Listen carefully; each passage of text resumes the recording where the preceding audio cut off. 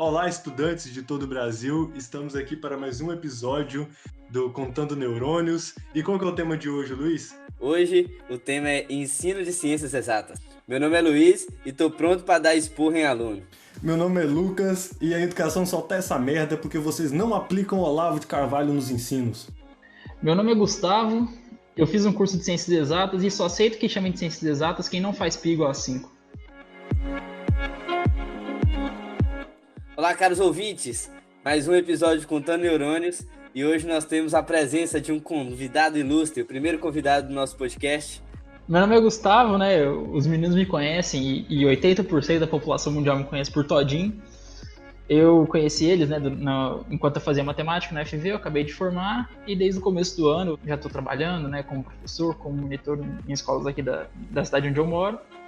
E eu vou participar aí, eu sempre gostei de falar, de pensar e de agir, né, na educação. Já desde o ensino médio eu me interesso por isso, eu já trabalho com isso, seja com projetos voluntários ou remunerados mesmo, né. Então eu tenho um cadinho de coisa para falar aí. Eu queria falar um pouco, assim, na verdade, um pouco sobre o tema, antes da gente conversar, né? Porque eu vejo que tem uma diferença que às vezes não é tão claro pra gente, assim. Eu pelo menos, só fui perceber essa diferença depois de um bom tempo, assim, já quase no final da graduação. Que existe uma diferença entre a gente discutir ensino e a gente discutir educação. Porque quando a gente pensa em ensino, eu pelo menos interpreto assim, né? E quando eu penso em ensino, eu tô pensando muito mais ali no ato mesmo de ensinar, dentro da sala de aula ou, né, no dia a dia, assim. Quando a gente discute educação, eu entendo que a gente está discutindo um sistema um pouco mais amplo, uma coisa um pouco mais política também e tal. Óbvio que o ensino também é político, né? Mas assim, eu vejo a educação como uma coisa muito mais ampla do que o ensino. Então talvez tenha várias questões que eu gostaria de tratar, mas que por ser ensino de ciências exatas, a gente vai dar uma resumida, né? Eu acho que a gente não tem muito gabarito para falar de outras coisas que não sejam ensino de ciências exatas. Quem sabe, numa próxima oportunidade, estaremos ampliando. Claro.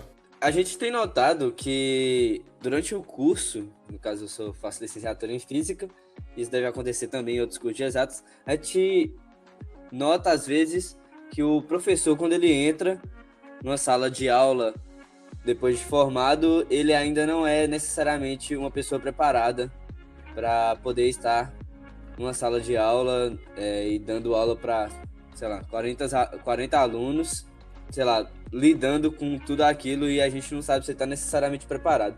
Você acha que a preparação do educador que a gente tem na universidade é suficiente ou tem muita coisa para mudar e o que a gente tem que mudar?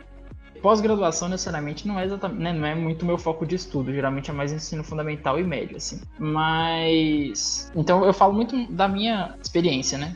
Enquanto aluno da licenciatura em matemática lá na UFV.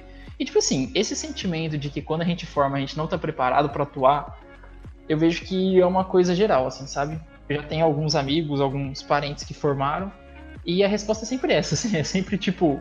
Cara, eu formei e eu não tenho ideia de se eu sou realmente... sei lá, psicólogo, engenheiro, advogado, sei lá, alguma coisa tipo assim. A gente sempre duvida, assim, da gente mesmo.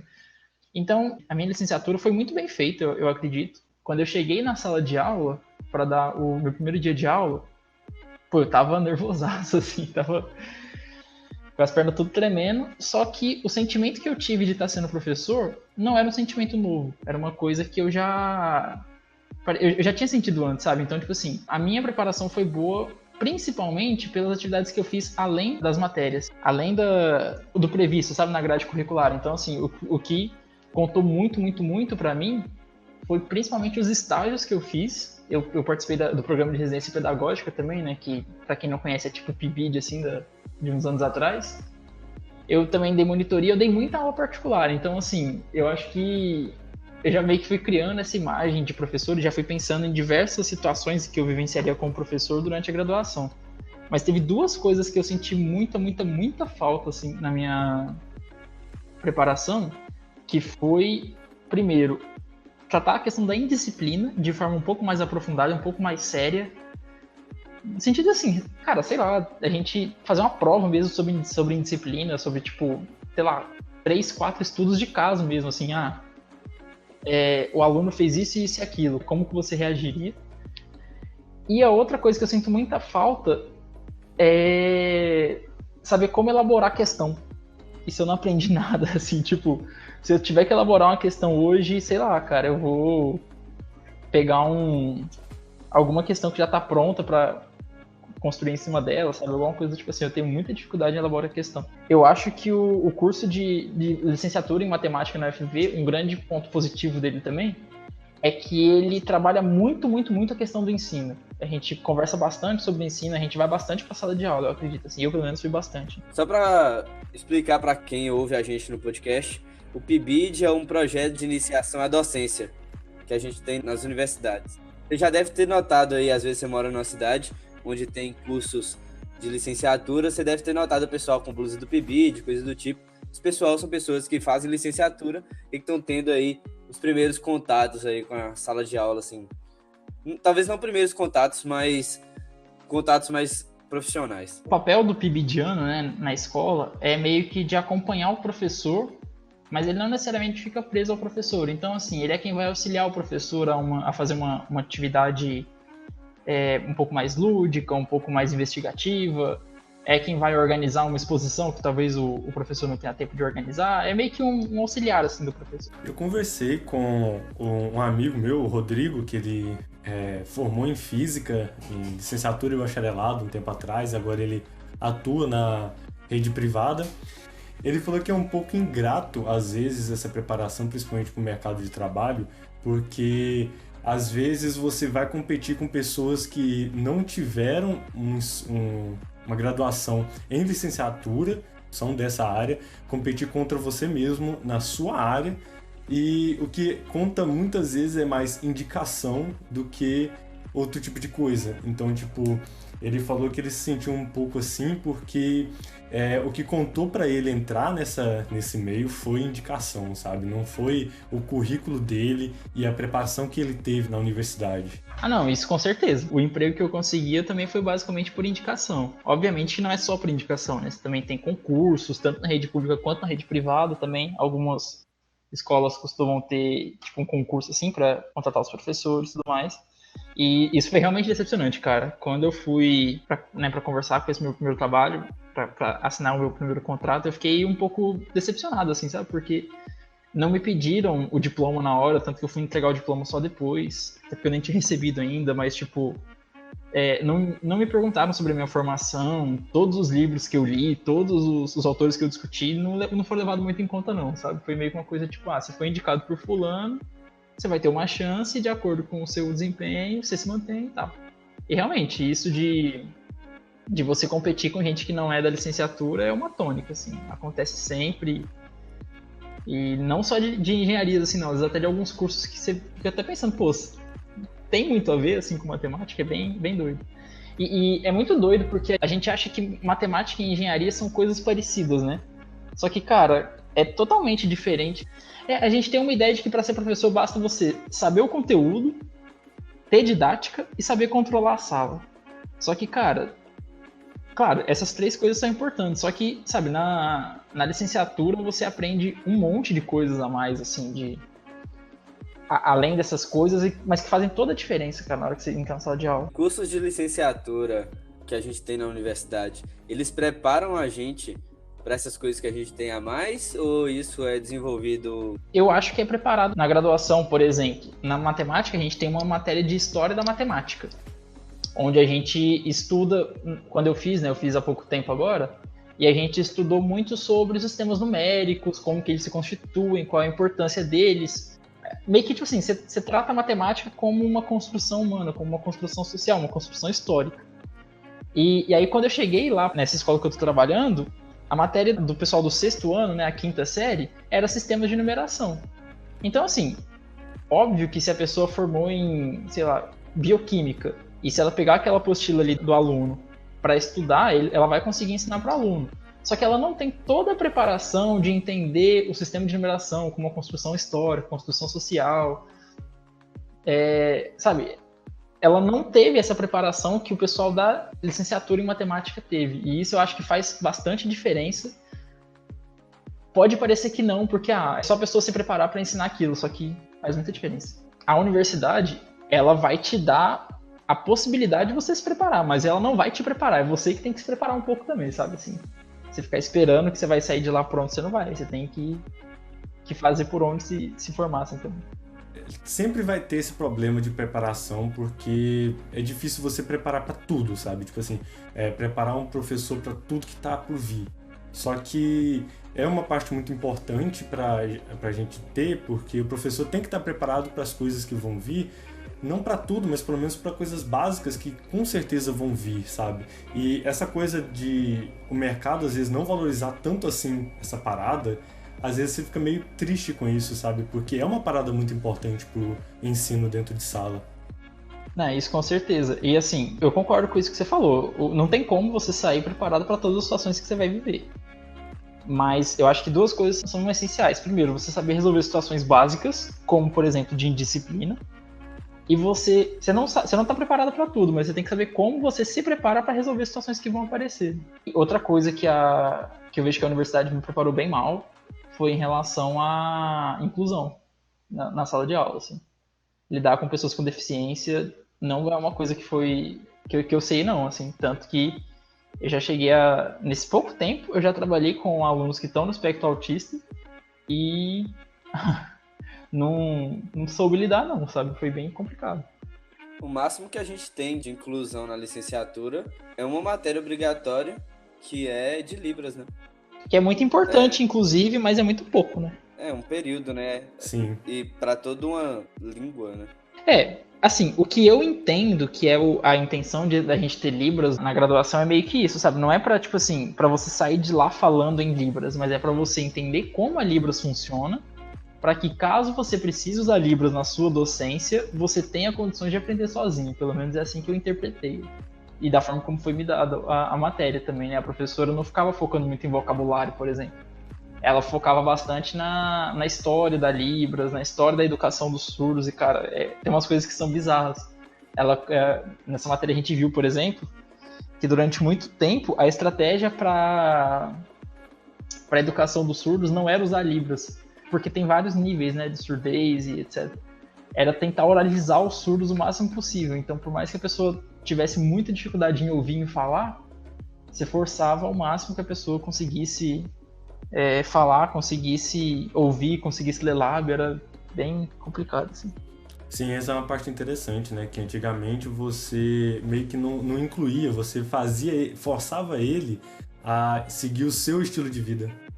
Eu acho que isso é papel da universidade, sim, de te preparar para isso. E até essa questão do histórico da educação dos surdos, por exemplo. É uma coisa que um professor de matemática precisa necessariamente saber? Honestamente, creio que eu poderia ser um professor de matemática que não soubesse do histórico da educação dos surdos. Só que eu saber desse histórico faz primeiro com que eu enxergue totalmente diferente a comunidade surda, faz com que eu enxergue totalmente diferente como que a educação funciona enquanto sistema, e faz também com que a minha postura, se eu encontrar um aluno surdo dentro da sala de aula, seja diferente. Então, assim, é até uma outra coisa que eu comentei com vocês também. Esse termo preparação do educador me incomodou um pouco. Eu gostaria de ter colocado formação do educador. Porque uma coisa que eu vejo que a gente erra muito quando a gente pensa no ensino superior é que a gente sempre pensa no ensino superior como te preparando para um emprego. E não necessariamente, né? O ensino superior, a graduação, ela não é apenas para te dar um emprego. Então, quando a gente fala de preparação do educador, eu vejo que a gente está falando de uma coisa um pouco mais limitada, sabe? Uma coisa um pouco mais, tipo, te preparando para assumir determinado ofício. Enquanto quando a gente fala de formação do educador, eu entendo que a gente pensa de uma forma um pouco mais geral, de uma forma um pouco mais da formação cidadã, da formação crítica, e claro, da formação acadêmica e da formação pessoal também, né? Eu acho que a gente esquece um pouco que a universidade ela também é para formar a gente enquanto pessoas, e não só enquanto profissional. Sim, com certeza. E eu acho um pouco interessante, eu estava conversando sobre isso com o meu amigo lá, o Rodrigo, e ele também falou um pouco sobre como a licenciatura, por muitas vezes, ela é meio que subjugada, pelo menos no nosso departamento de física, sabe?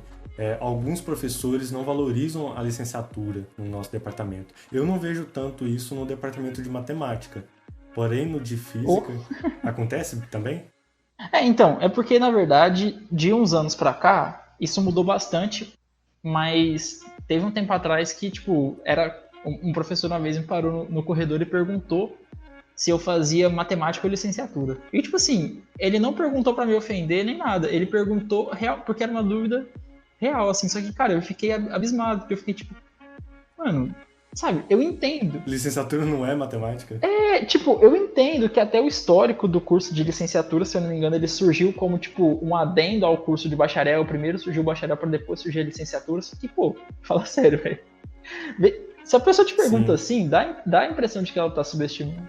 Só que o cenário mudou muito no DMA, né, no departamento de matemática lá, principalmente pela atuação de duas professoras. Eu vejo, assim, sabe, que desde que elas surgiram, a licenciatura passou a ser mais valorizada tanto pelo departamento quanto pelos alunos também. Uma coisa que eu noto é que isso é bem mais discrepante no curso de física pro curso de matemática, porque eu acho que existe um inconsciente coletivo que quando você fala licenciatura em matemática, bacharelado em matemática, a pessoa não sabe bem diferenciar. Mas na hora que você fala, eu faço bacharelado em física, a pessoa fala, não, você é um pesquisador. O pessoal não enfrenta da mesma forma que o bacharelado em física e o licenciado em física são físicos da mesma forma, sabe? O ofício é um pouco diferente, mas da mesma forma a formação é muito parecida. E no final das contas, o bacharel aqui no Brasil também é professor, normalmente professor de universidade. E também você diferenciar essa questão do tipo, o bacharel é pesquisador e o licenciando é professor, é um pouco problemático, porque o professor ele também tem que ser um pesquisador. Sim, você também tem pesquisa em ensino, sabe? E isso é uma parada que eu vejo que falta muito hoje em dia. Tipo, você vê que tem um gap, um vazio ali de pesquisa em licenciatura, que é uma parada muito importante, sabe? Não, isso com certeza, mas eu também fico pensando se isso talvez não seja do nosso contexto específico, sabe? Eu acho que se a gente pensar assim, né, no Brasil de uma forma um pouco mais geral, eu vejo bastante produção de ciência dos professores, mas essa noção de que o bacharel é pesquisador e o licenciando é professor, eu acho um pouco problemático, né? Por exemplo, quando eu vim fazer física, eu sabia que o curso era ABI, então você entrava nem sendo licenciando, nem sendo bacharel. Você ia escolher depois de alguns períodos. E aí, quando eu fui pesquisar o que era a diferença entre licenciatura e bacharelado, porque muita gente que vem fazer cursos que tem os dois tem essa dúvida, o que você acha, tipo, na internet é justamente isso, que o bacharelado normalmente é voltado para pesquisas e aulas em universidades e o licenciado é voltado normalmente para aulas no ensino médio, sabe? Tipo, ou ensino fundamental. Parece que as pessoas não pensam e não falam, não divulgam que licenciandos também são pesquisadores e bacharéis também podem ser professores em geral, sabe? No geral, a gente que é de curso, tipo, das ciências mais fundamentais, né, tipo ABI e tudo mais, geralmente os bacharéis viram professor de universidade.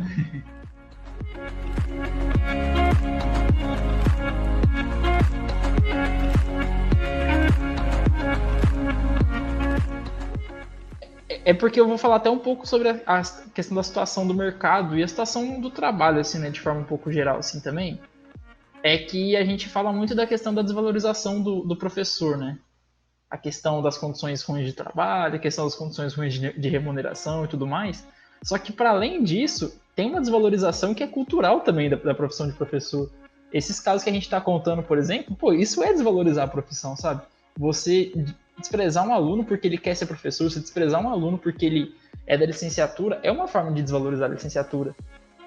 E é pior ainda porque é na academia, né? Um lugar que você deveria valorizar isso acima de tudo, porque a sociedade já não tem essa cultura. Então, se você não consegue começar isso na academia, na sociedade, então é mais difícil ainda, porque você tem que chegar para as pessoas e convencer elas de uma coisa que a academia não acredita, sabe? Se bem que a academia não está sendo muito parâmetro pra gente ultimamente mais, né?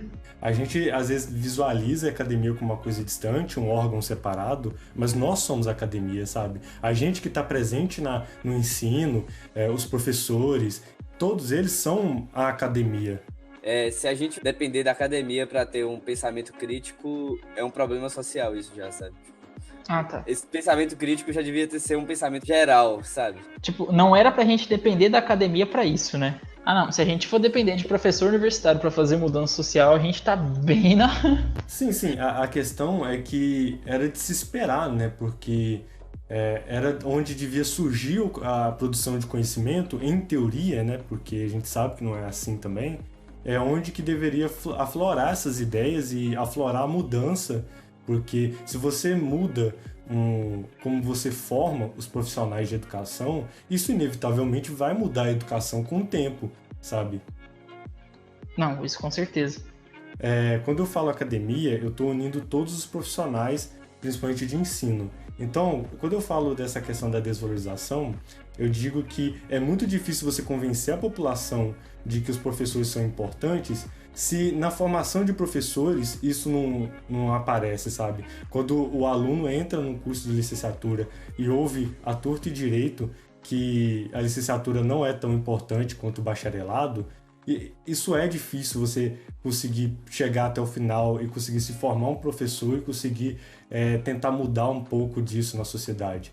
A questão é que a discussão não está presa na academia.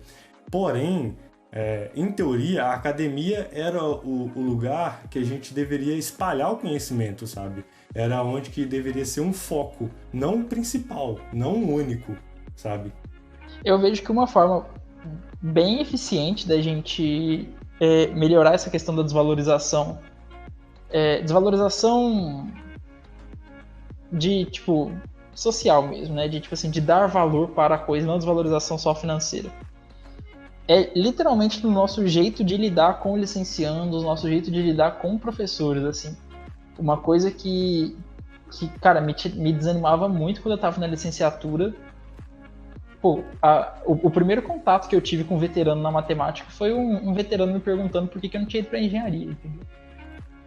Aquilo me marcou, cara. Porque eu passei isso durante o meu ensino médio, né? Durante o meu ensino médio, sempre que eu falava que eu queria matemática, as pessoas falavam, mas por que você não faz engenharia? Como se, tipo assim, eu tivesse que ter um motivo, assim, diferente, um motivo além pra querer fazer licenciatura. Eu não poderia simplesmente querer licenciatura, né?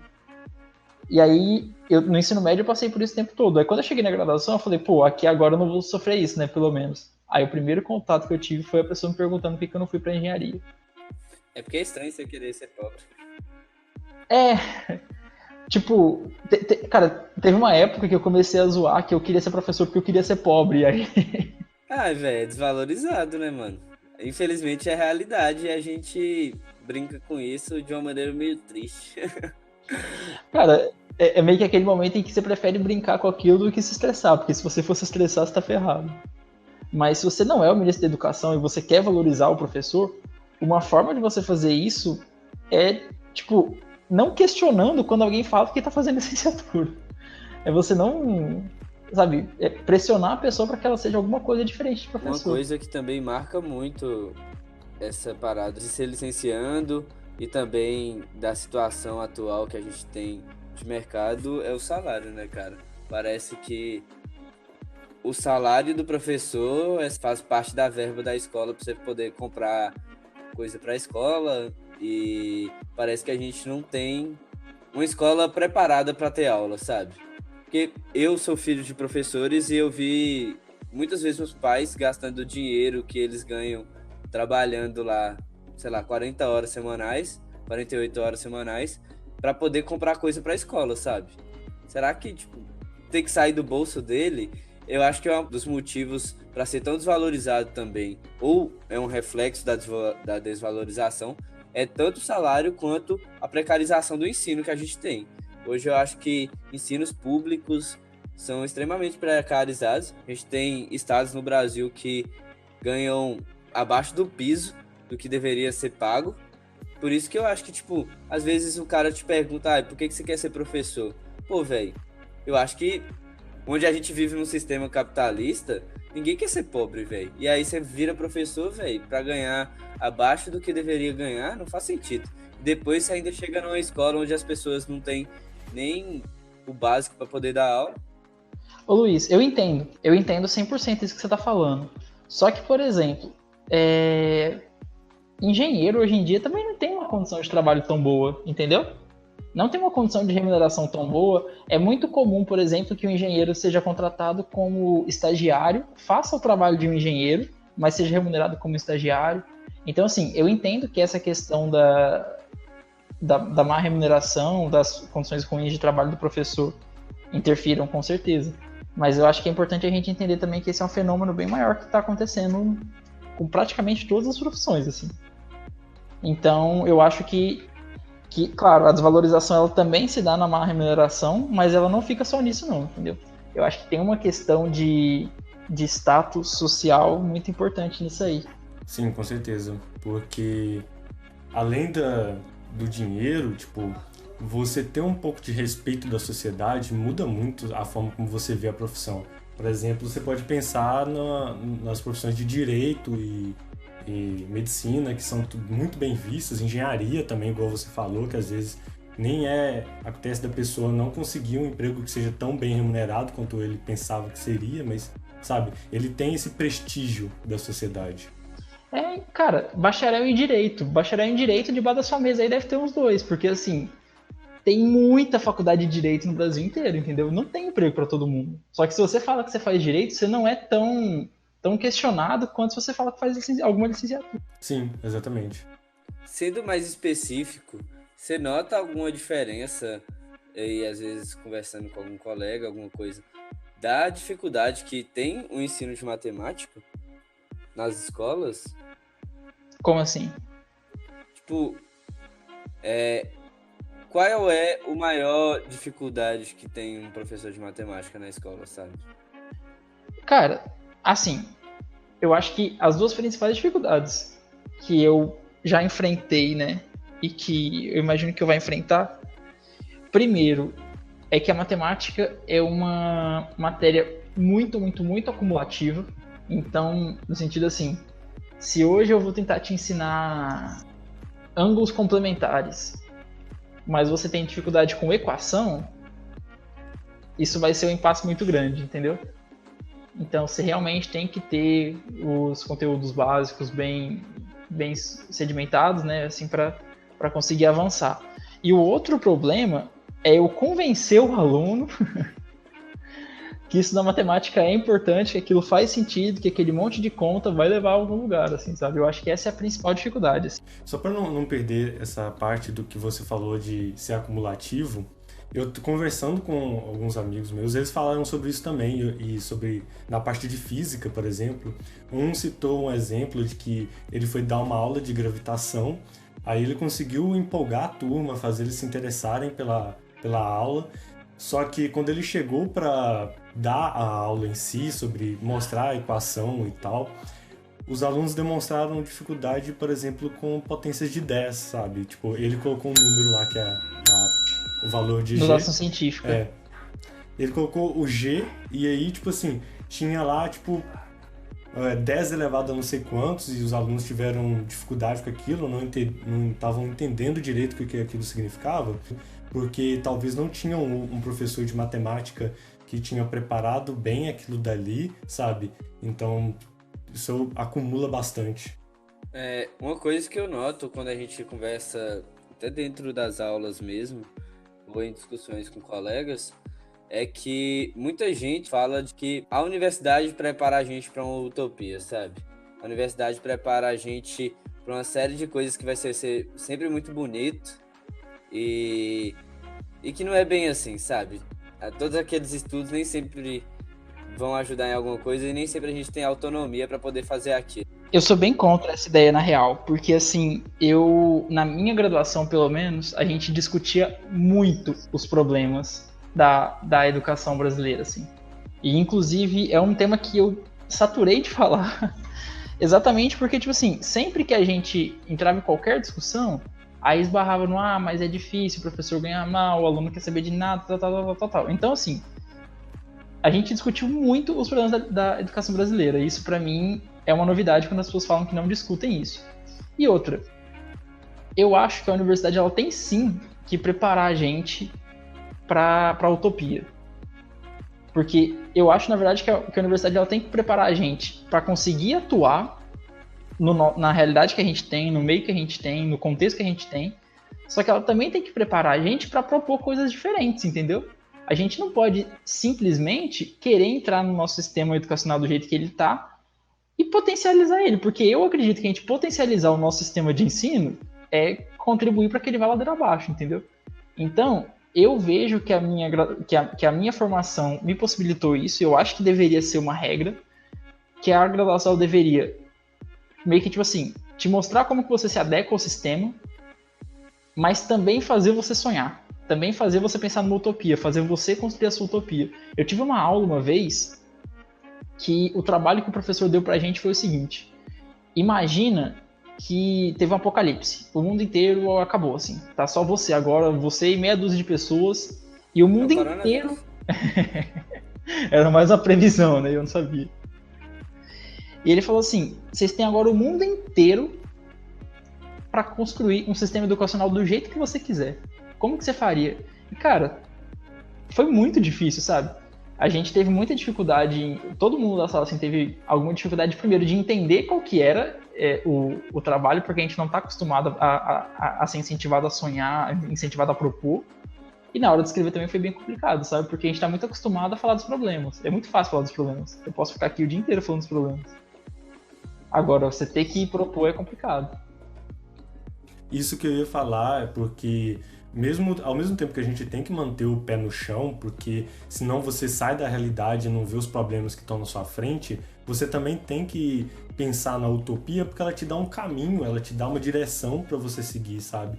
Então, se você não tem uma teoria que, sei lá, te dê um mínimo de caminho para seguir, uma coisa para você pensar diferente, você não sai do lugar também. Sim. Você fica o tempo todo só tentando se adequar a um sistema que está acima de você. Exatamente. Então, tipo, eu acho importante também ter a parte da utopia, do tipo, vamos imaginar um sistema que funcionasse. E agora vamos ver se ele realmente funciona com as coisas que a gente tem hoje e como que a gente pode adequar isso ou mudar a coisa que a gente tinha pensado anteriormente para tentar fazer funcionar, sabe? Tipo assim, se você pudesse escrever a educação do zero, como que você escreveria? Aí beleza, você vai lá e escreve a educação ideal dos seus sonhos. Aí você pode inclusive olhar para isso, olhar para a realidade que você tem e pensar: o que a minha realidade me possibilita de fazer o que seria no meu mundo ideal? E tem muita coisa, cara. Outra coisa que eu odeio, isso aqui quase tá virando um podcast sobre clichês sobre educação. Outro clichê que eu detesto... Outro clichê que eu detesto é a coisa de que falta investimento em educação. Como se, tipo assim, você injetar 50 bilhões de reais na educação, o que não é tanto assim também, né? Vale a gente ressaltar também, 50 bilhões, se eu não me engano, é tipo 5 vezes o que a gente gasta em um ano com educação. Mas, tipo assim, sabe, se você injetar uma quantidade muito grande de dinheiro na educação, isso não resolve o problema da educação. É aquele exemplo que eu dei quando a gente estava conversando anteriormente sobre, na minha escola, ter um laboratório de informática, mas você não usar ele porque nenhum professor sabia usar e também, tipo, tava lá, mas e aí, sabe? O dinheiro foi aplicado, mas beleza, e aí? Então, tipo, beleza. Exatamente. Então, tipo, ok, a gente tá faltando recurso, tá precisando desse dinheiro ser investido, mas também não é só enfiar o dinheiro ali e esperar que dê certo também. Sim, é por isso que eu tenho um pouco de preguiça, sabe? Porque eu acho que esse é um discurso um pouco preguiçoso, no sentido de, tipo assim, não vamos pensar em educação não, cara, não vamos pensar em melhorar a educação. Porque não tem como melhorar a educação se não tiver recurso. Pô, realmente, o recurso financeiro, o recurso material é extremamente importante. Só que se a gente ficar só nisso, cara, a gente tá muito longe de conseguir construir um sistema de educação realmente interessante, sabe?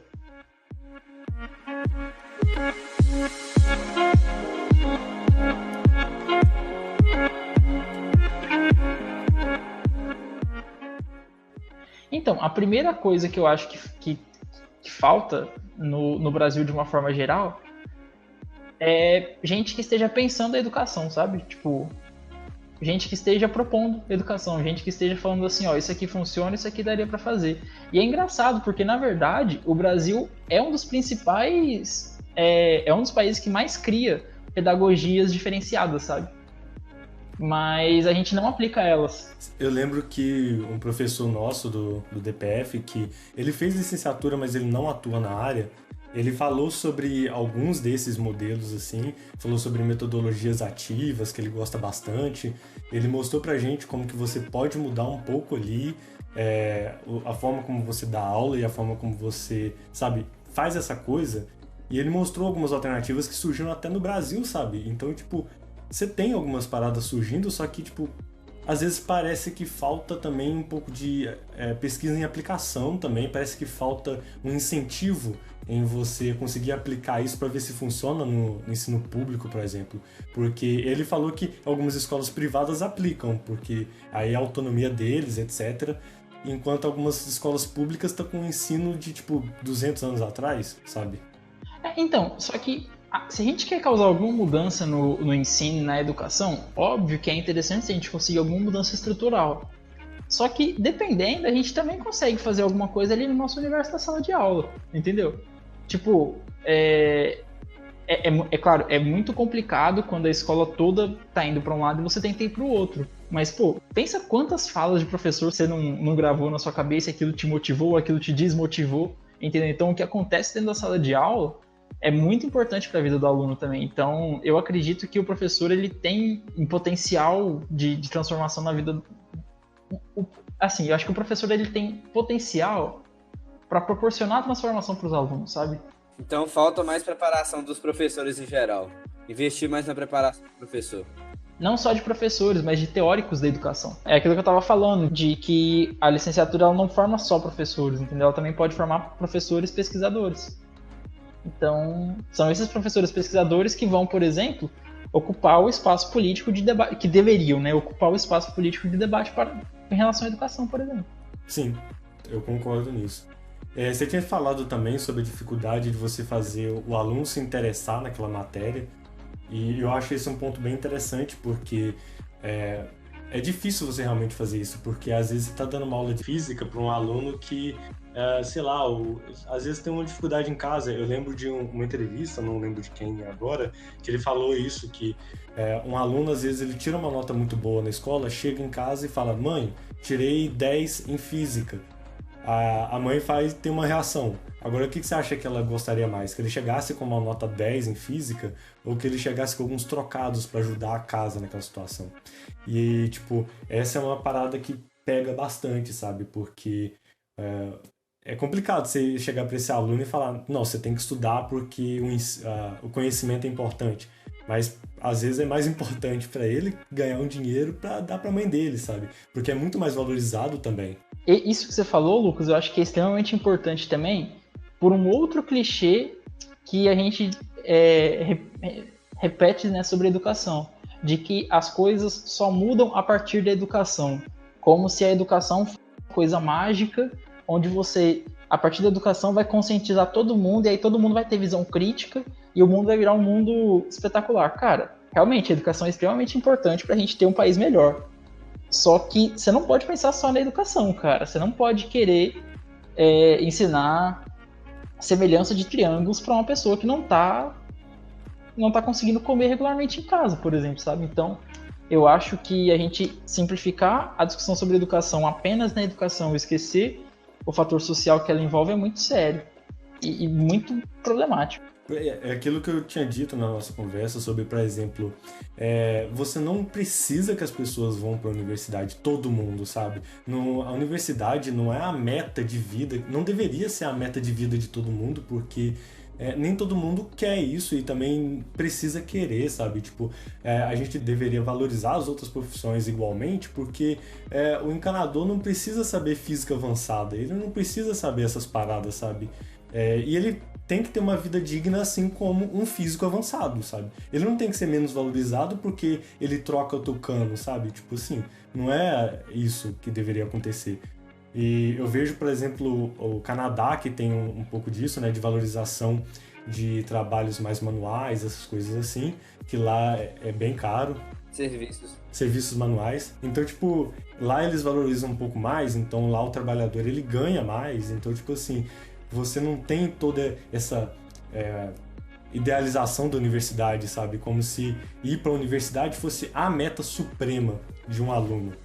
Você vê que isso já tá errado quando você não sabe trocar o cano e o cara sabe, né, velho? Não, isso é um problema clássico, assim, né? O universitário que não sabe trocar chuveiro, coisa tipo assim, né, Luiz?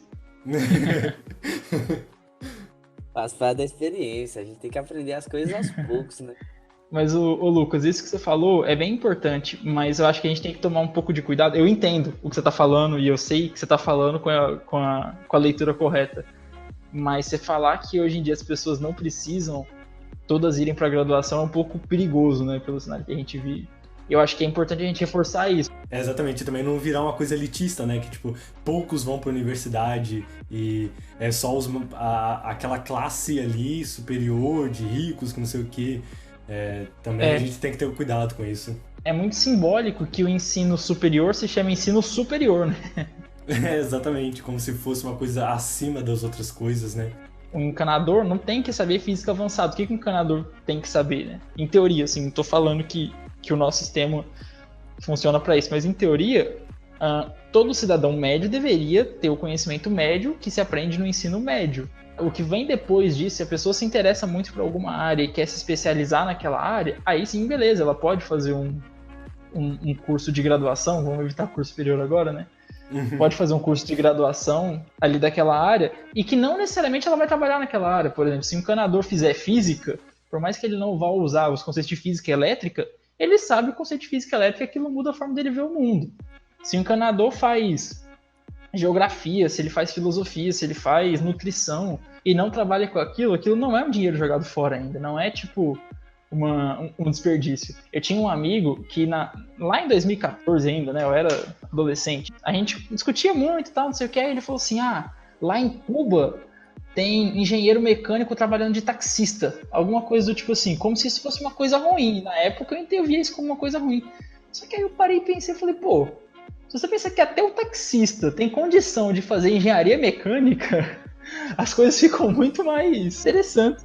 Eu acho que é aquela coisa, né? Eu acho importante que a gente pudesse dar o necessário para qualquer pessoa poder fazer uma graduação. Se ela não quer fazer a graduação, quer fazer um curso técnico, aí o problema é dela, ela faz o que ela quer. Eu acho que todo mundo tem que ter direito a poder fazer aquilo. Tá, é porque eu acho que tem um problema, de novo, Luiz, eu entendo o que você tá falando, só que eu acho que no nosso contexto é muito perigoso. Porque uma coisa que a gente costuma ver muito como argumento também é, tipo, quando a gente vai discutir sobre cotas, por exemplo, sobre cota racial, né, que o povo cisma de ser contra a cota racial. Aí, um dos argumentos que a gente que é pró-cota racial costuma usar é, por exemplo, olha quantos negros existem na sua sala, no seu curso e etc. Se 70% da população brasileira, não sei se é mais ou menos isso, é isso aí. Não sei a porcentagem. Enfim, é a grande maioria. Se a grande maioria da população brasileira é preto e pardo, por que também não é a maioria dos graduandos que são pretos e pardos? Aí a pessoa vai falar assim, porque esse povo não quer, porque eles não se interessam. Só que aí é importante que a gente veja também o porquê dessas pessoas se interessarem ou não. E isso é mais uma das coisas que eu acho que o professor tem muito potencial de mudar dentro da sala de aula. Eu fiz uma pesquisa que meio que, tipo assim, avaliava as escolas municipais de Viçosa e sobre como elas lidavam com o exame de seleção do Colune. E meio que, tipo assim, as escolas que eram centrais incentivavam os alunos a tentar Colune. As escolas que eram mais periféricas não incentivavam os alunos a tentar Colune. Só que tinha uma escola que era extremamente periférica, que era difícil pra caramba de chegar nessa escola, mas que incentivava os alunos a fazer Colune. E o simples fato deles incentivarem os alunos a fazer Colune fazia com que os alunos fizessem o Colune, entendeu? Então, assim, um tipo de trabalho que o próprio professor pode fazer ali, que vai mudar, que pode fazer dentro da sala de aula, que vai mudar o interesse do aluno, que vai gerar algum interesse do aluno e que isso vai convencer o aluno a querer estudar, a querer aprender, é incentivar e falar que o aluno é capaz de fazer coisas que ele não imagina que ele é. A gente tem uma coisa de, tipo assim, como se a gente tivesse o nosso lugar na sociedade, sabe? Então, muitas vezes a gente nem pensa em coisas que são diferentes daquela possibilidade. No meu caso, eu sou uma pessoa bastante privilegiada porque eu tenho inúmeros parentes que foram para a universidade, etc. O meu lugar reservado na sociedade era na universidade, tanto que eu nem pensei se eu faria universidade ou não. Eu simplesmente sabia que eu ia, entendeu? Só que, por outro lado, diversas outras pessoas simplesmente sabem que elas não vão, acham que a universidade não é para elas. E aí elas nem procuram saber, nem procuram tentar, nem cogitam isso, às vezes não sabem nem que existem as bolsas de alimentação, alojamento, ou bolsa de iniciação científica, ou monitoria, que são formas de você se manter, porque não procuram saber, entendeu? Então eu acho que essa coisa da pessoa querer, da pessoa ter a vontade, da pessoa se interessar... Sim, exatamente. É uma coisa que talvez não seja um problema só dela, entendeu? Só para complementar uma coisa aqui, para quem tá ouvindo a gente, o Colune é tipo um colégio federal que tem aqui em Viçosa, dentro da universidade. Então, existe uma prova de seleção para você poder entrar, e o Colune, assim, ele é bem conceituado pelo Brasil, ele já foi pontuado como uma das melhores escolas do Brasil, e aí existe uma prova para entrar aqui, para ter aula aqui no Colune, no ensino médio. Só que é bem engraçado a gente ver algumas coisas aqui, é que a gente nota que muitas pessoas da cidade de Viçosa não têm oportunidade de estudar nessa escola, sabe? Muitas das pessoas são pessoas que fizeram o ensino fundamental particular ou com cursinho e veio fazer aqui porque tinha uma condição financeira melhor, sabe? Ou então gente que veio de fora também, é bem comum. Sim. E geralmente as pessoas que são de Viçosa nem tentam o Colune porque elas nem pensam que isso é uma possibilidade, então, tipo assim, sabe? Você já corta a vontade da pessoa de se interessar mesmo, é muito doido. Isso vale para a universidade também. Isso vale muito para a universidade, muito, muito mesmo. Sim, e tem gente que acha que você tem que pagar pra entrar dentro da UFV, sabe? Tipo assim, literalmente pagar pra visitar. Eu já vi gente falando isso, então, tipo, a gente tem que divulgar um pouco essas paradas justamente por isso, porque você não permite que chegue essas informações nessas pessoas, então elas não veem que tem uma opção ali, sabe? Mas isso que você falou da UFV meio que as pessoas acharem que tem que pagar pra entrar lá e etc. Agora eu acho que tirou a catraca da biblioteca, né? Mas aquela catraca da biblioteca que não funciona, por que tinha aquela catraca, sabe? Tipo, por que ela fica ali na frente? Sendo que ela não funciona. Parece que é meio que uma coisa mais simbólica, assim, sabe? Só de, tipo assim, você não pode passar por aqui. Mas sendo que, na verdade, você pode, pô. Você pode Sim. entrar lá, você pode folhear os livros, você não pode pegar os livros emprestados, mas... É isso que é a parada, tipo, tem poucas pessoas que sabem que, por exemplo, você não precisa ser um aluno da UFV pra ir lá naquela biblioteca e ler um livro lá dentro, sabe? Ou simplesmente usar o espaço da biblioteca pra estudar uma coisa que você tá estudando ali também, né? Sei lá. Sim, exatamente. Então, tipo, é uma parada porque, por exemplo, quando eu entrei na UFV, eu entrei justamente na UFV por conta dos apoios que ela tem com relação ao alojamento, essas coisas assim. Que é uma coisa que me mantém lá até hoje. E muita gente não sabe dessas coisas, sabe? Tipo, tem uma dúvida gigantesca. Eu já vi gente me perguntando como que funciona o alojamento, essas coisas assim. E às vezes surgem umas ideias que você fala, nossa, mano, mas tipo, quem que te falou isso, sabe? Tipo, tá tudo errado, sabe? Eu queria saber, como que você ficou sabendo que a UFV tinha Nas paradas do alojamento. esses auxílios, etc? Então, Isso. eu conversava muito com o meu tio, que ele mora em BH. E ele queria muito que eu fosse pra UFMG. Porque ele mora lá, ele poderia me ajudar, essas coisas assim. Na época que eu tava pesquisando qual universidade eu iria, alguém me falou, eu lembro que foi uma professora minha que falou pra dar uma olhada na questão de alojamento, essas coisas assim. E aí eu comecei a pesquisar. Então, tipo, foi uma professora minha que falou pra mim que, tipo, havia essa possibilidade, sabe? Eu nem sabia que existia. E na minha cabeça eu ia ter que me virar pra achar algum lugar e ficar lá. Debaixo da ponte, por exemplo, seria uma boa opção. Aí, tipo... aí eu fiquei sabendo disso, eu fui procurar. Eu fiquei pesquisando isso e vi que, tipo, a UFV tem um apoio um pouco melhor do que a UFMG, pelo que alguns alunos me contaram, tipo, porque quando eu descobri essa parada, eu fui caçando grupos e lugares onde eu poderia perguntar para as pessoas que já tiveram aula lá, sabe?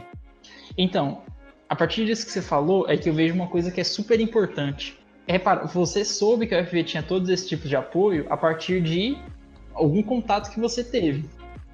A partir do contato com seu tio. Uma professora. E aí a professora te ajudou nisso, né? Então, assim, isso é outra coisa que eu acho que os professores podem fazer. Aquela escola que eu comentei lá, que era uma escola periférica, mas que os alunos se interessaram, até onde eu vi, né? Eu não estudei a história da escola a fundo, mas até onde eu vi, teve um ou dois alunos daquela escola, não lembro, que passaram no Colune, e a partir do momento que eles passaram, os outros alunos que eram amigos deles, ou eram, sei lá, primo, irmão, amigo e tal, aí passaram a se interessar também. Então a gente tem a questão do exemplo, que é muito importante, sabe, no ensino, porque a partir do momento que você vê uma pessoa que você considera igual a você, que tipo, do contexto onde você quer estar, você vê que talvez aquele lugar seja assim para você. Você quebra aquela coisa do, isso aí não é para mim, e aquilo te gera uma vontade de estudar e de aprender e de conseguir chegar naquele lugar. E esse é um dos motivos, por exemplo, que eu não gosto de outro clichê da educação, que a gente consegue desconstruir a partir dessa ideia,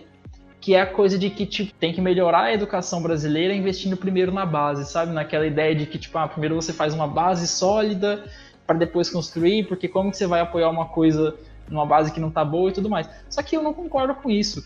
Eu acho que, tipo assim, que nem você popularizar o acesso à universidade pública vai fazer com que mais pessoas queiram entrar numa universidade pública. A partir do momento que as pessoas querem entrar numa universidade pública, elas vão se interessar pela educação, elas vão se interessar pela aprendizagem.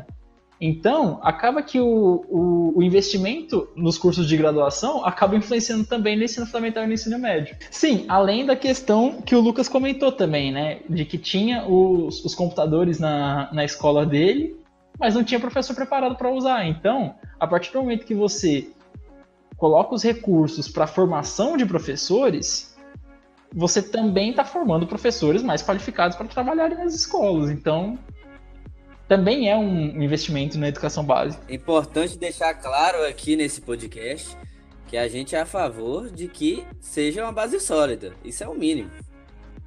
Não, Não tô falando que tem que deixar o ensino básico se ferrar, não, mas assim... Tipo, inverter a pirâmide, né? Não.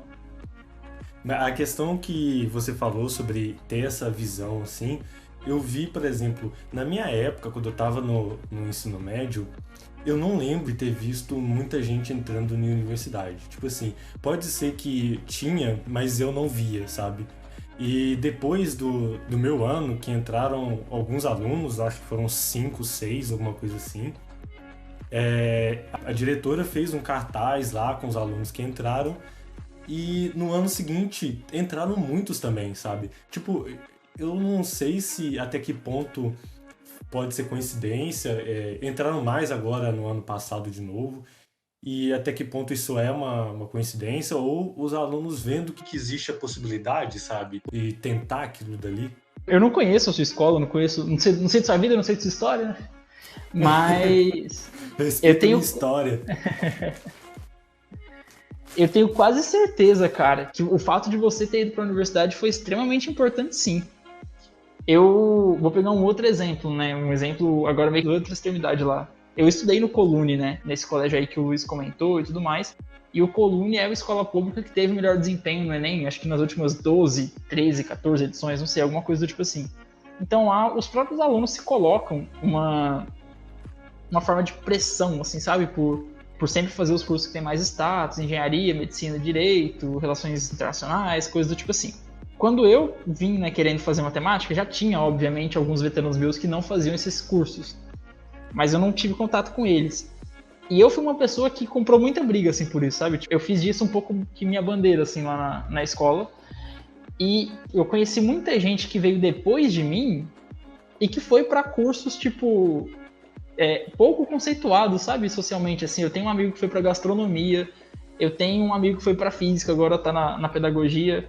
Eu tenho uma amiga que foi para artes cênicas, e tipo assim, obviamente, eu não tô falando que essas pessoas se inspiraram em mim, eu sou a musa inspiradora deles, ou que eu sou responsável por eles irem para esses cursos. Não, obviamente não tô falando isso, até porque essas pessoas passam um perrengue danado para sustentar tipo, essas escolhas. Mas assim, o exemplo é extremamente importante. A minha irmã, ela tem uma frase que ela até me deu uma caneca de presente de formatura com essa frase, eu adorei. Que o mundo, ele não muda com a sua opinião, ele muda com o seu exemplo. Eu acho isso extremamente importante pra gente que quer ser professor, porque, tipo, aí já volta um pouco mais, né, para a questão do ensino, assim. Eu acho que não adianta nada você ter uma opinião bem fundamentada, você ter uma teoria bem fundamentada, se você age de uma forma diferente. Então, assim, você vai lá, você fala que, não, você não pode tratar o aluno com autoridade, você não pode, né, ser autoritário com o aluno, você não pode esculachar o aluno, etc, etc, mas na hora que você vai agir, você realmente age assim, né? Uma coisa que eu gostaria de falar um pouco sobre essa questão dessa visão que a gente tem de professor hoje em dia, sabe? De figura autoritária, de figura que tá ali para cuspir o conteúdo nos alunos, eles copiarem e depois tirarem dúvidas, sabe? Eu tava conversando com a minha prima, que ela trabalha na rede pública, né, de ensino, e ela falou um pouco sobre alguns exemplos de escolas que têm uma estrutura totalmente diferente da nossa. Por exemplo, se eu não me engano, acho que Portugal tem algumas escolas que o professor tem uma sala, tipo uma mesa redonda, ele fornece material de estudo para os alunos e à medida que os alunos vão tendo dúvida, eles vão individualmente consultar o professor e o professor vai explicando aquilo dali para eles. Vai elucidando aqueles assuntos. Escola da Ponte. Mas então, Lucas, isso que você falou sobre a questão da figura do professor como uma pessoa, né, como uma figura autoritária, ela está extremamente relacionada com a importância da escola na nossa sociedade, né? A escola, ela tem um lugar de conformação das pessoas, sabe? De fazer as pessoas tomarem uma forma específica, assim, para que a sociedade possa funcionar bem. Então, é meio que um espaço onde o professor, ele tem que ser uma figura, a forma como é hoje, não é a forma como deveria ser, que fique bem claro. A forma como é hoje, a gente tem uma educação que realmente coloca o professor como um moldador da característica dos alunos, sabe? Eu tenho um documentário no YouTube que chama Educação Proibida, que mostra um pouco sobre como a escola surgiu. Dá para ver isso muito claro. Além, claro, né, do Foucault lá, que vai falar da questão de dominação dos corpos, docilização dos corpos, etc. Que mostra também sobre como a escola é meio que um espaço de violência e quem que aplica essa violência ali na prática, né? Além da questão estrutural que você tem um professor que ocupa aquela figura. E essa questão de violência, isso é muito importante no ensino de ciências exatas, a gente discutir isso, inclusive, né? Porque eu tive um amigo mesmo, durante a graduação, que ele falou isso uma vez e, cara, quando ele falou isso eu fiquei muito triste, assim, de ver ele falando isso. E é uma coisa muito comum. Ele falou assim, quando eu for professor, eu vou ser um professor carrasco, que não sei o quê, não sei o quê. Aí a gente, cara, mas você não reclama tanto dos professores carrascos e tal? Aí ele veio e falou assim, mas se eu sofri tanto aqui, eu quero que meus alunos sofram também. Eu vejo muito isso e é triste, sabe? Porque o conhecimento em si, você se esforçar para aprender uma coisa é desgastante. Pensar não é uma coisa fácil, sabe? É um exercício, não é um exercício físico, mas é um exercício mental e, gasta energia e é cansativo. Então, quando você, além disso, tem um professor que tá te impondo um sofrimento a mais naquilo dali, é pior ainda, sabe? Porque um aluno já é desmotivado a isso, porque você pensa, você vai chegar para um aluno e vai pedir para ele literalmente se exaurir e pensar sobre aquilo dali e cansar sobre aquilo. Então, além disso, o professor ainda chega e atribui mais um tipo de sofrimento para ele, sabe? Porque o conhecimento não deve ser tratado como sofrimento, porém é cansativo você se esforçar para aprender algo. Isso, não tem como você tirar. Porém, você tira um pouco da parte prazerosa daquilo também quando você impõe um sofrimento pro aluno, sabe? É meio que o estudo tem a parte cansativa, mas também tem a parte prazerosa. Porém, quando o professor chega e impõe esse sofrimento, você tá inibindo o aluno de ter a parte prazerosa daquilo. Na verdade, você não tá inibindo. Sabe qual a lógica do eu vou fazer você sofrer agora? É que depois, daqui 10, 15 anos, quando você conseguir o seu emprego dos sonhos, aí sim você vai dar valor à educação que você teve. Só que, cara, o ensino, ele não tem que ser para daqui 10, 15 anos, ele tem que ser também para daqui 10, 15 anos, mas também tem que ser para agora, sabe? E essa questão do sofrimento, a gente tem que entender, a gente que é das exatas principalmente, como a gente lida com essa questão de ser cumulativo, lida com diversas regras que têm que ser estritamente seguidas sem muitas mudanças, né? Aqui você passa dividindo, aqui você passa multiplicando, aqui você joga esse número para lá, esse número para cá, essa variável para cá, essa variável para lá. Então, assim, a gente lida com muita regrinha específica. Eu acho que a gente se chatear e até sofrer um pouquinho no processo de aprendizagem é uma coisa que acontece, mas ela não tem que ser uma coisa incentivada. Não é como se tivesse uma fórmula F igual a MA, que o aprendizado é proporcional ao sofrimento. Não tem nada a ver com isso, assim. É totalmente possível você aprender uma coisa sem sofrer nada, e é totalmente possível você não aprender nada sofrendo muito. É aquela hora que você tem a escola como uma instituição abusiva, né, cara? Tipo, quando você vê esse tipo de acontecimento, a escola tá sendo extremamente abusiva. Eu diria violenta, eu acho que é um termo melhor. Uma violência não necessariamente física, né, mas psicológica e simbólica, principalmente. O negócio é que eu só queria complementar aquela parte porque eu acho que o processo de aprendizagem ser cansativo não é a mesma coisa que ter sofrimento nele, sabe? Porque você se exercita, joga futebol e você não sofre quando você tá fazendo isso, você cansa, sabe? E então, tipo, igual você falou, às vezes sim. Mas, tipo, é igual você falou, não precisa ser, entendeu? Pode ser, mas não precisa. Você não precisa quebrar o braço toda vez que você vai jogar bola. Só que pode ser que isso aconteça. Se isso acontecer, você vai lá, vai lidar com esse sofrimento, vai passar e vai voltar a jogar bola depois. Você não precisa acabar com sua saúde mental para estudar alguma coisa, para aprender alguma coisa. Pode ser que eventualmente isso aconteça. Se isso acontecer, você se trata e volta.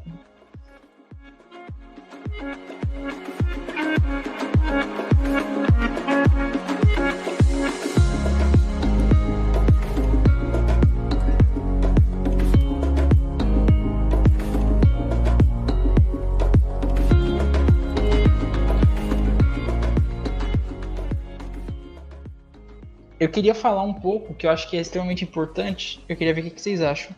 A gente falar da questão de trazer o conhecimento para a realidade do aluno, o que vocês acham? Não, é porque quando a gente vai pensar em alternativas, né? Eu acho que uma das alternativas mais clássicas, assim, que a gente costuma pensar para melhorar a educação, é você trazer o conhecimento para a realidade do aluno. É um problema que a gente das exatas também tem bastante, né? Por a gente lidar muito com a abstração, óbvio que as outras áreas também lidam com, mas a gente lida bastante com a abstração. Às vezes é um pouco complicado, né? A gente trazer o conhecimento para a realidade do aluno, só que a gente tem que dar um jeito, a gente tem que fazer isso aparecer. A maneira mais fácil de você mostrar para um aluno que talvez não tenha tanto contato, às vezes pega um aluno que já está mais avançado, ensino médio, alguma coisa, e ele ainda não tem tanto conhecimento porque ele foi passando as coisas aos poucos e a trancos e barrancos. Eu acho que é trazer para a realidade da pessoa, trazer para algo visível. A gente vê muito disso no curso de física, quando a gente tem experimentos práticos, sabe? Acho que é tão difícil para um aluno conseguir manter a atenção durante uma aula de física se ela não sabe para que serve e como que ela vai usar aquilo ali no dia a dia. E quando você leva um experimento prático para a sala de aula, acho que você consegue, primeiro, prender a atenção do aluno naquilo ali e depois correlacionar isso com a matéria que você pode dar, sabe? Para ensino médio e ensino fundamental principalmente, eu acho que deveria ser muito mais interessante a gente ensinar para os alunos, ou tipo, aprender com eles o modo como a gente faz física, sabe? Do que a gente ensinar para eles que é F igual a MA e só isso, sabe? Calcula quanto que dá a força se a massa for tal e a aceleração for tal, sabe? Eu acho que seria muito mais importante você ensinar para ele como que a gente chega nessas coisas, ou como você pensa sobre essas coisas, sabe? Como que você relaciona proporcionalidade e esse tipo de coisa, do que o método como geralmente é aplicado hoje em dia. Em relação aos alunos, o que a gente nota na educação atualmente é que muito do que a gente produz é produzido para a gente poder ter resultados em processos seletivos. Eu acho que isso talvez seja uma coisa que freie isso que você tinha falado, porque agora a gente simplesmente treina alunos para poder responder questões e não para treinar alunos que respondam situações de vida, sabe? Se a gente conseguisse pegar aquelas questões que a gente tem no Enem e realmente a gente tivesse pensado aquilo durante uma aula, porque, tipo, cara, com a vida real mesmo, com coisas do dia a dia, com situações, todas aquelas questões que a gente fez. Realmente, quando um dia o aluno fosse pensar e ele realmente falasse, nossa, isso tem a ver com física, às vezes ia ser bem mais produtivo, sabe?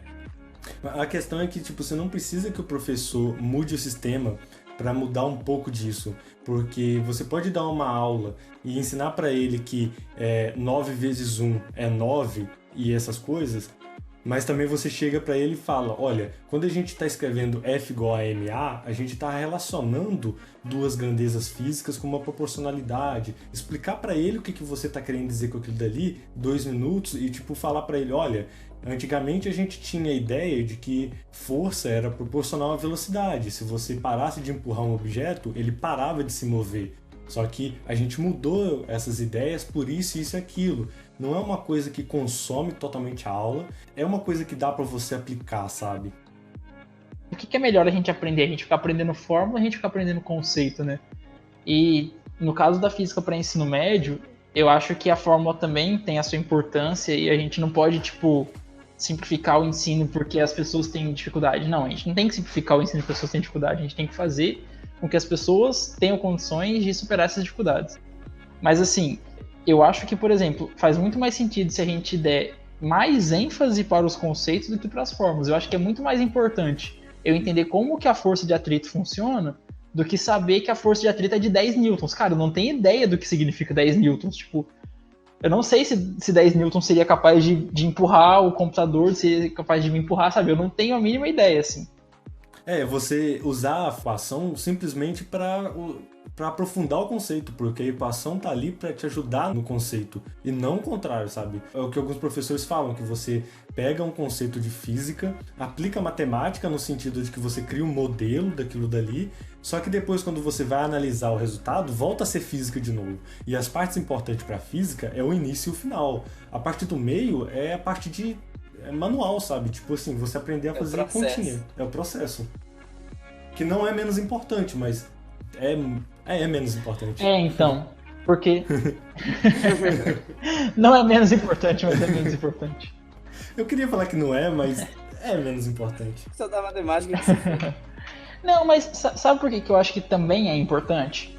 Porque às vezes é durante essas contas, por exemplo, que você vai vendo como que uma coisa simplifica com a outra, como que uma grandeza simplifica com a outra, sabe? Eu vejo muito eu já falei um pouco aqui sobre as metodologias ativas como sendo alternativas. Partindo do pressuposto que a gente não mude o sistema, eu acho que ainda assim o complicado de falar é que ainda assim é possível você mudar no seu micro, é porque a maior parte das vezes o professor ele não tem uma preparação para isso e não tem um incentivo para isso. Isso que é um pouco complicado de falar, porque às vezes o professor ele fez engenharia ou outra coisa que não forneceu esse tipo de coisa para ele, sabe?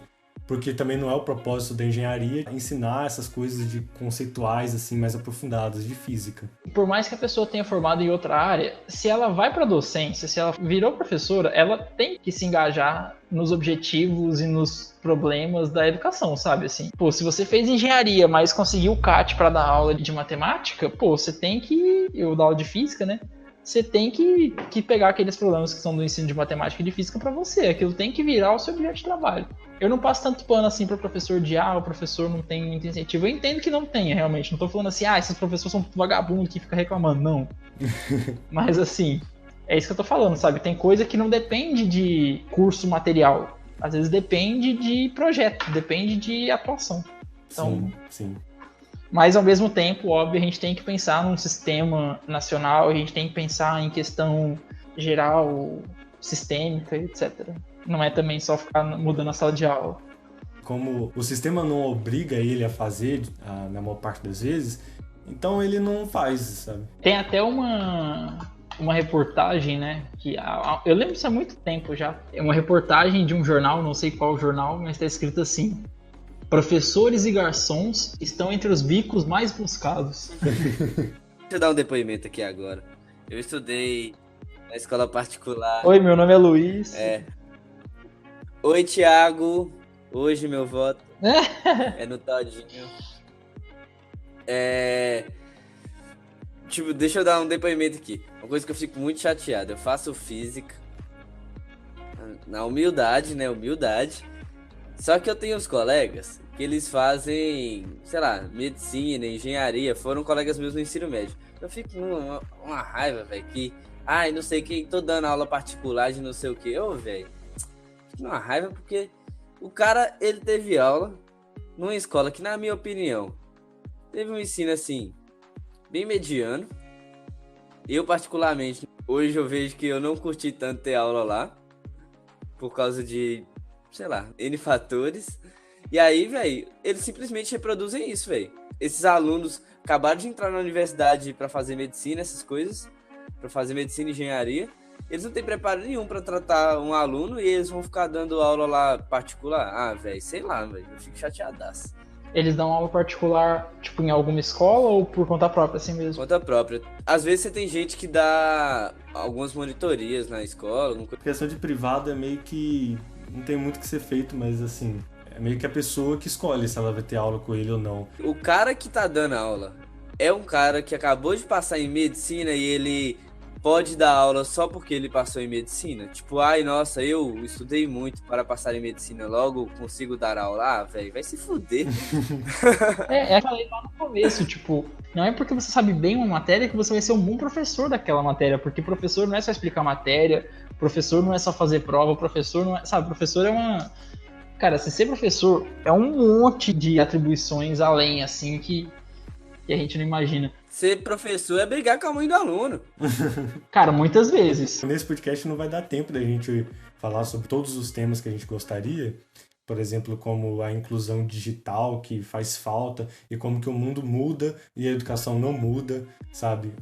Alguns temas importantes. As soluções, elas são complicadas, só que parece que muitas vezes não tem tanto interesse das pessoas, tirando as pessoas que querem mudar alguma coisa. A maior parte das pessoas não tem esse interesse grande assim de mudar alguma coisa mesmo. É aquele velho discurso do tipo, educação é importante. Beleza, mas e aí? O que a gente faz com isso? É, exatamente. Ai, desgraça. Até porque tem muita figura pública aí que é a favor de... que tem a educação como bandeira, mas que não é a favor da educação bosta nenhuma, não. Inclusive, eu posso falar sobre algum político específico assim no podcast? Eu tava mexendo no Twitter esses dias e aí eu vi um tweet do ministro da Educação e aí tinha um comentário de um cara que era tipo assim: ah, ministro, quando a gente vai poder ensinar nossas crianças em casa? E o ministro respondeu: se Deus quiser, em abril. Aí o Gustavo pegou e comentou assim: ministro, onde você tem estudo onde ensino em casa serve pra alguma coisa? Rapaz, é porque eu acabei, no começo do ano agora, eu li um texto especificamente sobre neoliberalismo e educação domiciliar, onde ele mostra como que a educação domiciliar é tipo meio que um resultado de várias ideias neoliberais, entendeu? E aí, cara, pô, eu não lembro de ter visto um artigo que incentivasse a educação domiciliar como política de governo. A educação domiciliar tem que ser só para caso específico, tipo, a pessoa não consegue sair de casa, alguma coisa tipo assim, pô, nossa, velho. Nossa, eu fico muito puto com a educação domiciliar, muito puto. Pra mim, a educação domiciliar é quem não se garante na sala de aula. As pessoas defendem a educação domiciliar porque elas defendem que elas não querem que o filho delas conviva com gente que elas não consideram pessoas boas. Sério. É meio que tipo assim... É, doutrinação do professor. Não é só do professor, não. É do colega de sala de aula mesmo. Eu conheci um cara que ele defendia o seguinte: quando eu tiver filho, eu quero educar ele em casa, porque eu sei que na escola tem gente que usa droga. E eu não quero meu filho no meio de gente que usa droga. Mind control, sabe? Eu quero dominar o pensamento do meu filho. Eu quero que ele siga isso e aquilo. Estritamente, sabe?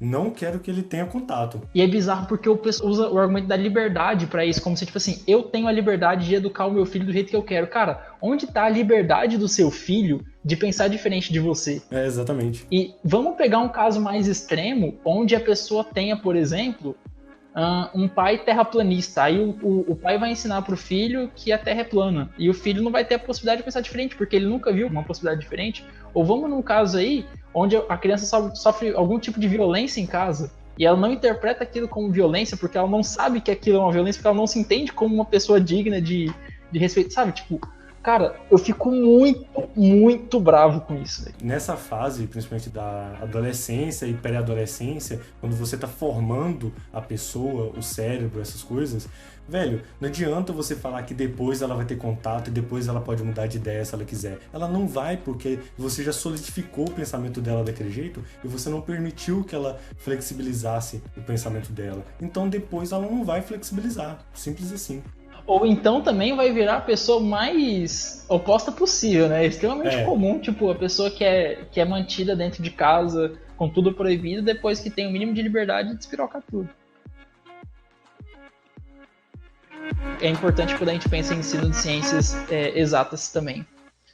Que, assim, uma das formas mais eficientes da gente trazer o conhecimento para a realidade do aluno é se o aluno tiver um professor que é da mesma realidade que ele. Então, por exemplo, a questão que eu vejo principalmente é da questão de classe. Tipo assim, se eu sou um aluno que veio de uma realidade pobre, eu vou ter aula com um professor que veio de uma realidade rica, por exemplo, a chance do professor conseguir fazer o conhecimento ser pobre para mim diminui muito.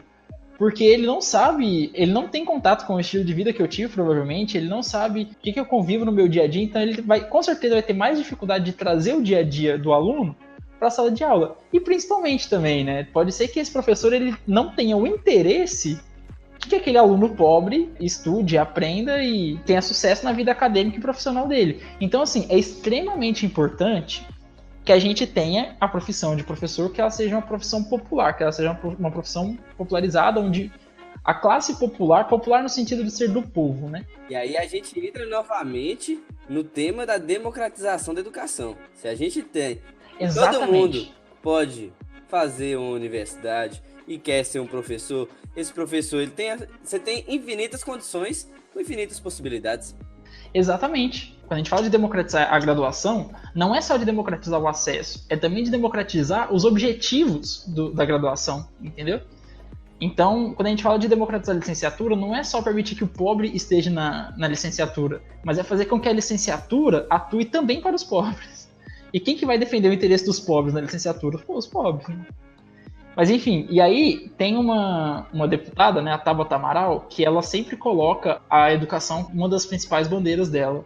E tem uma publicação que ela fez no Twitter dela, que é uma coluna que ela fez na Folha, dia 6 de maio de 2019, ela compartilhou essa coisa no Twitter, chama A Vez dos Professores, e aí é um texto que ela joga um monte de ideias soltas, assim, lida sobre, tipo, vários pontos em, sei lá, 6, 7 parágrafos, e um dos pontos que ela defende é que a educação tem dificuldades porque os professores não são bem preparados, e ela fala que os professores não são bem preparados porque entra muita gente despreparada na licenciatura. Aí sabe o que ela propõe?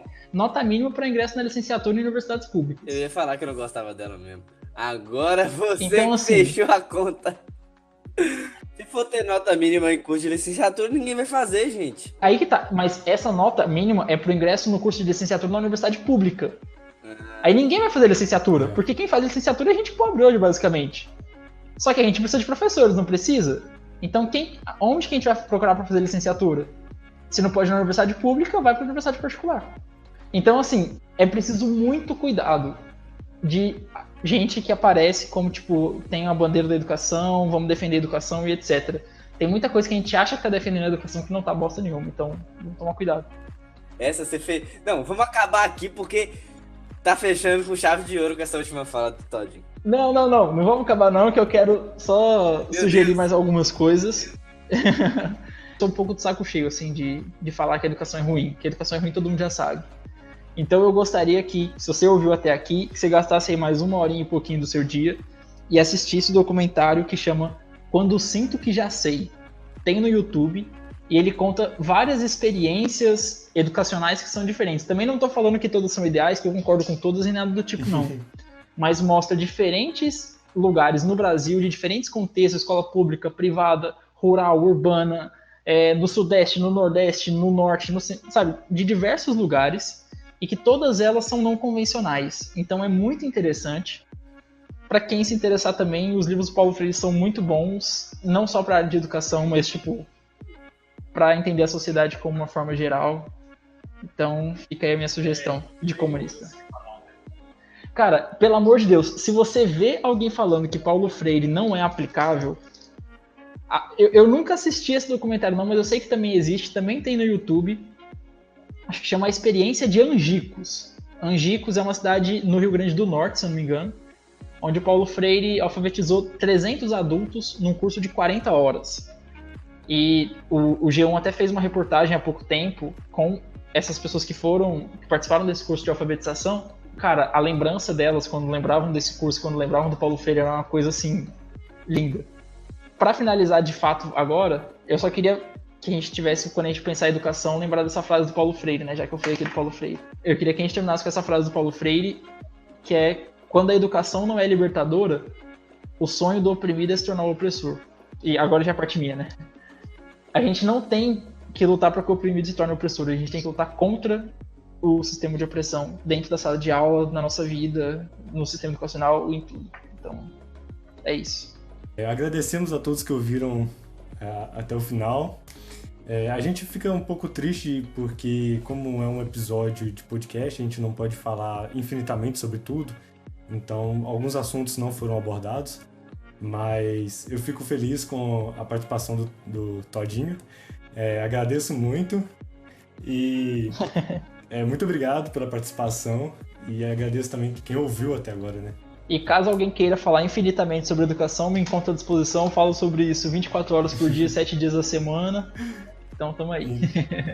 Galera, a gente agradece também. E caso você queira participar com a gente vai estar disponibilizando um questionário para as pessoas nas nossas redes sociais, onde vocês vão poder preencher, se você faz pesquisa em universidade e quer falar disso com a gente, falar um pouco para mostrar, porque hoje em dia a universidade é balbúrdia, então a gente tem que falar um pouco sobre as pesquisas que a gente faz. Então, se você tem interesse de participar de algum podcast conosco e poder falar da sua pesquisa, a gente vai estar colocando aí um questionário para você poder responder. E caso a oportunidade surja, a gente vai entrar em contato. Então, obrigado e até o próximo podcast.